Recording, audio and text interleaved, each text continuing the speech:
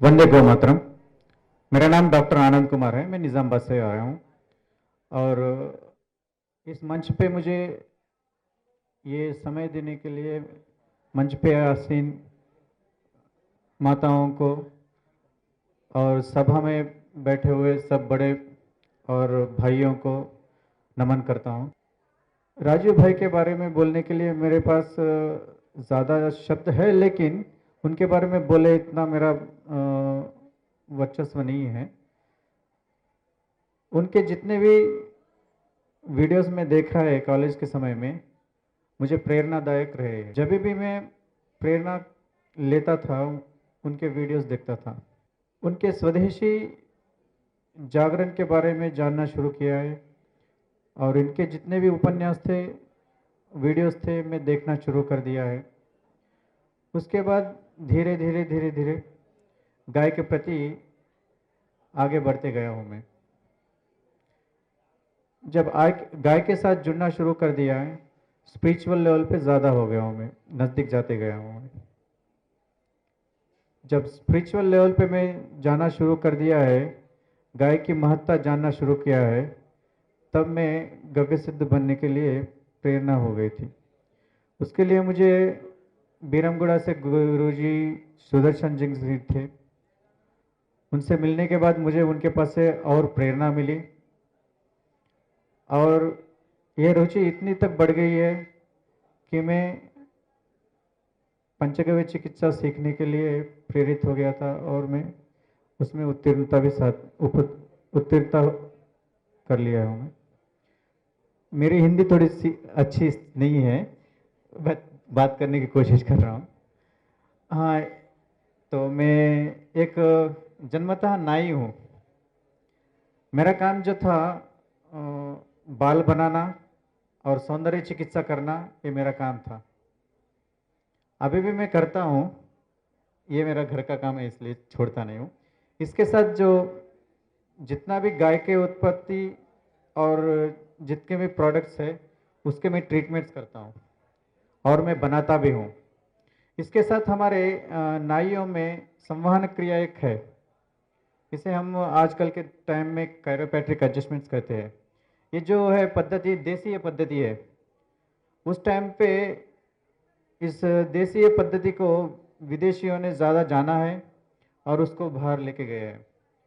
इस विदेशी पद्धति समझते हैं आज सब लोग, लेकिन ये स्वदेशी पद्धति में मर्म चिकित्सा होती है।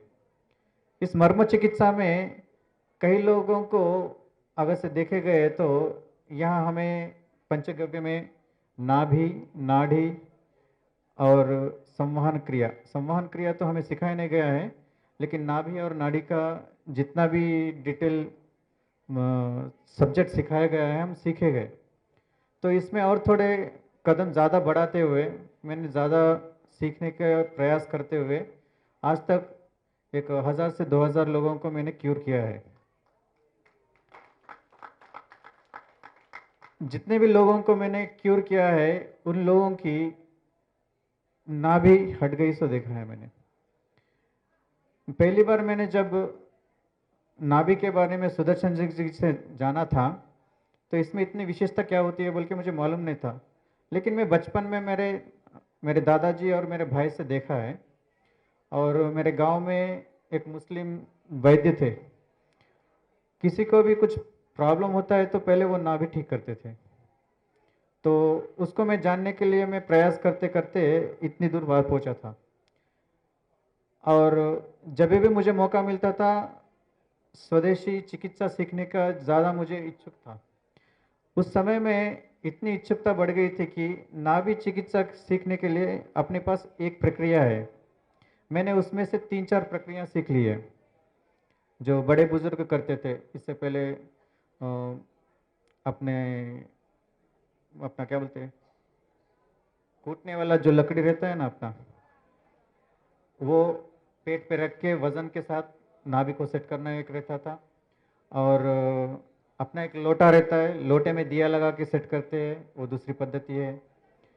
और अपने यहाँ गव्य सिद्धों में सिखाने का क्या है बोल तो पैरों को खींच के और नाभि को धागे से सेट कैसे करना है, ये एक पद्धति सिखाया गया है। अभी मैंने सीखी सब पद्धतियों में और दूसरे पद्धति कैसे है बोल तो उसको उल्टा लिटा के पैर को कमर पे डाल के हाथों को पैरों को खींच के सेट करते हैं, ये एक पद्धति है। इस तरह से इन पद्धतियों सीख के 5 से 6 मिनट के अंदर में हर एक आदमी को मैं ठीक कर सकता हूँ, इतना फास्ट तो हो गया हूँ मैं।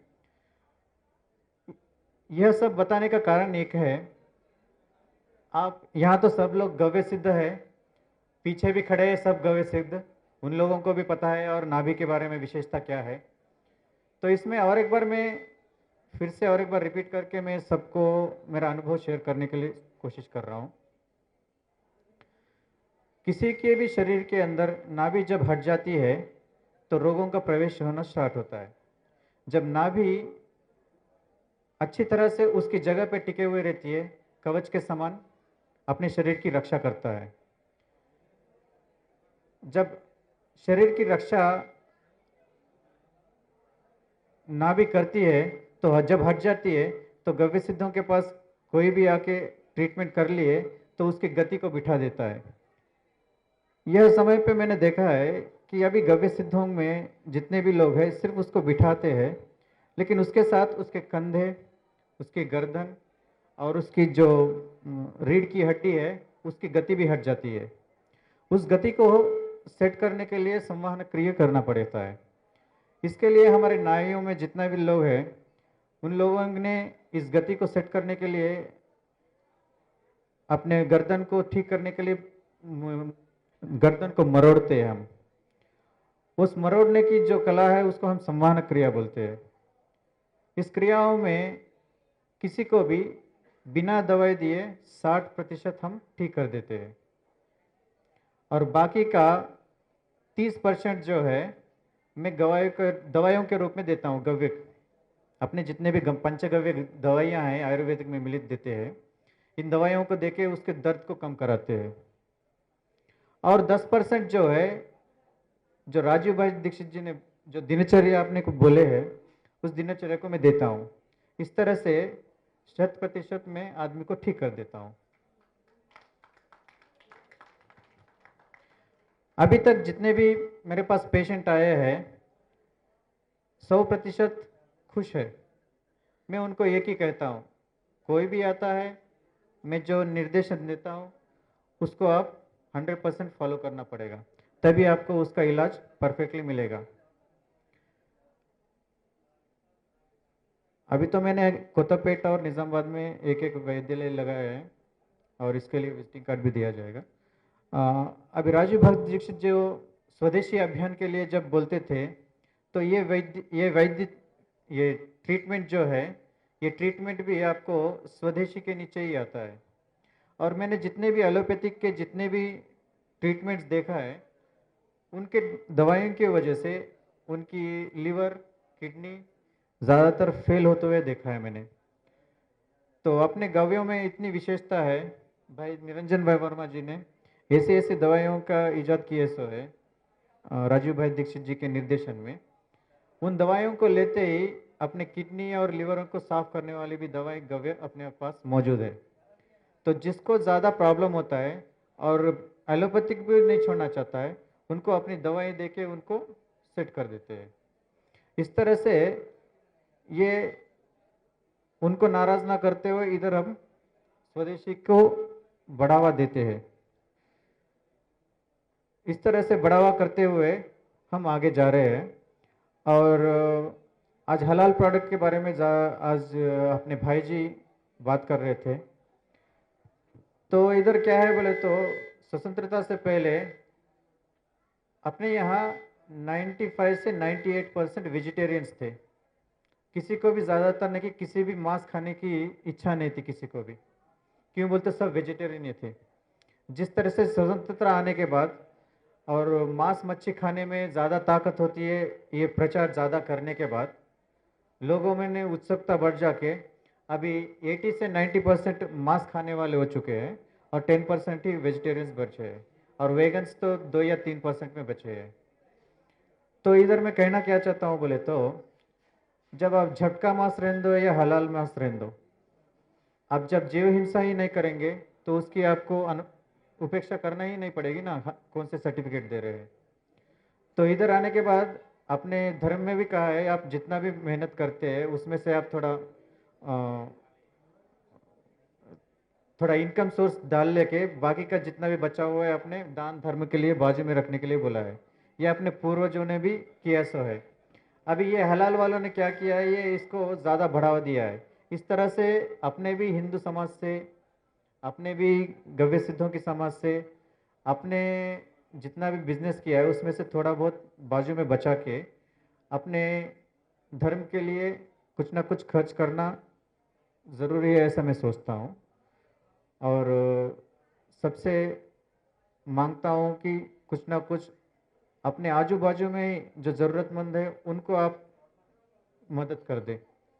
किसी को दे के वो करेगा बोल के हम देखना नहीं है, हमें ही आगे बढ़ना है।